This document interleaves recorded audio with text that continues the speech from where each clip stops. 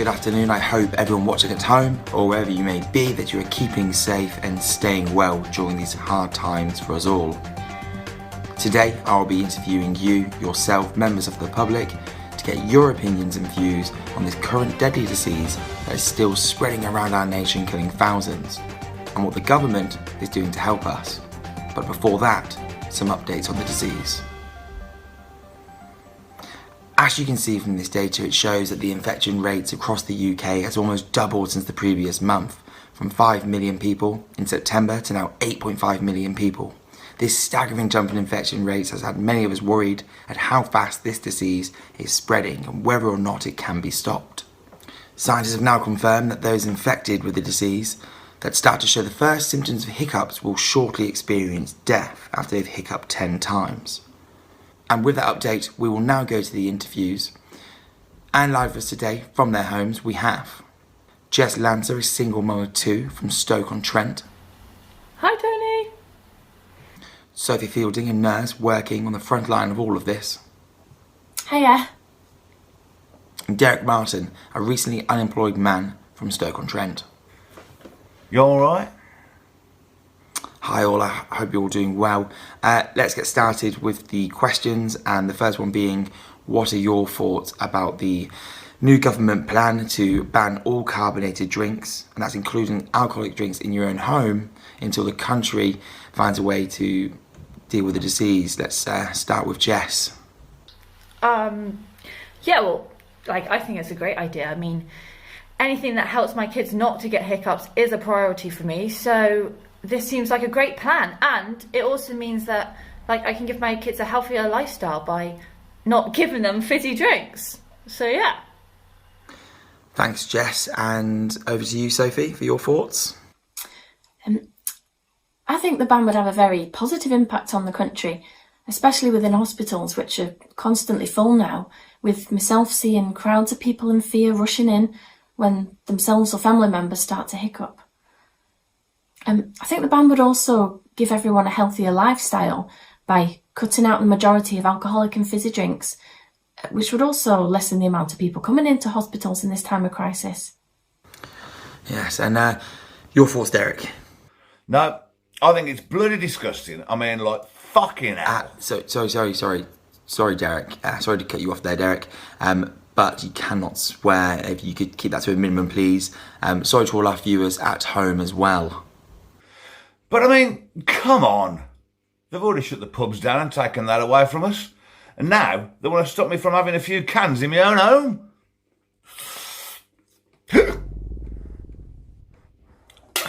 Well, I won't have it. This whole disease is a load of rubbish. I don't know a single person that's had it. And the government, they're just trying to scare this country into doing what they want. Well, I won't have it. You won't scare me.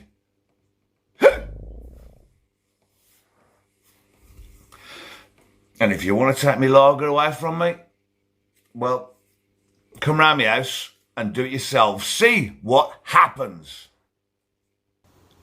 Okay, Derek, thank you. Are you happy to continue? Yeah, I'm fine. Okay, brilliant. Now, on to the next question. What do you think about the hiccup head down scheme to help keep the streets clean? I think the scheme is brilliant. I've already picked up 2 helmets for my little girl and my boy, and we had fun decorating them yesterday. And my little boy, he decorated his with dinosaurs. And my little girl, she just put stickers all over hers, you see. So, I think if the time ever does come that they do get hiccups, I think it will be less scary for them, and they can just put their buckets on their heads, and I can just pray that their heads won't explode. I think the hiccup head down scheme is great. I mean, the amount of head explosions we've had in hospitals has left the walls constantly stained, and the floors have become an ice rink of red.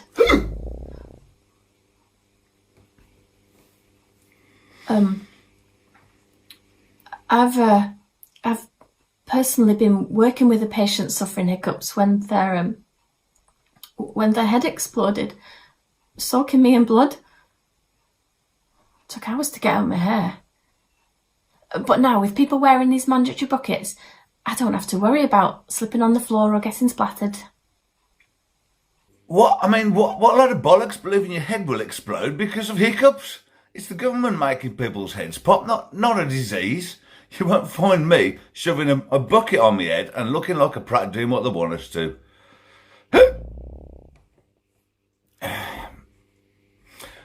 They just want everyone to have buckets on their head so they can do shady stuff without us seeing them.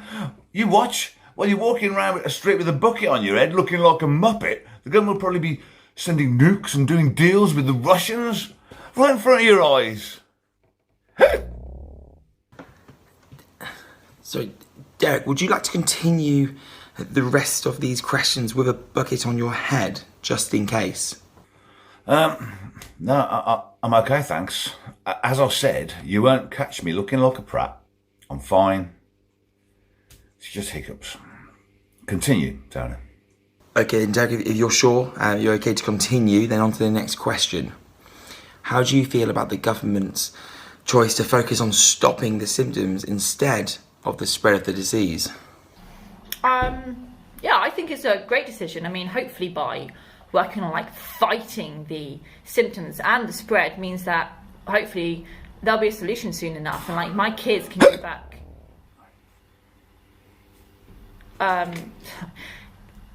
Can go back to school. And being a single mum, it's hard enough working my own job, being a teacher, and I just pray that there is a solution soon.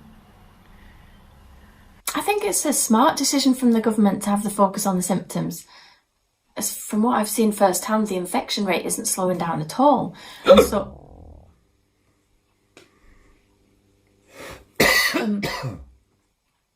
And so finding a way around the symptom of hiccups might be our only solution to stop this horrible crisis affecting all of us.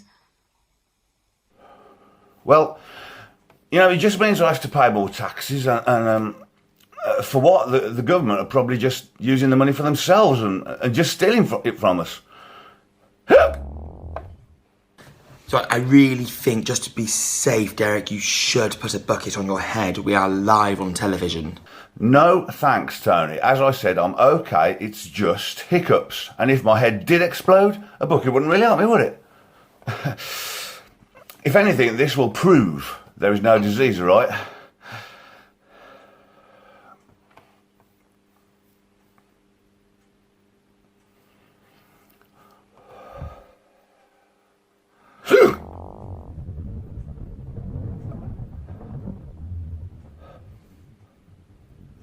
See? I bloody told you there was no fucking disease. This government are a bunch of lying cunts.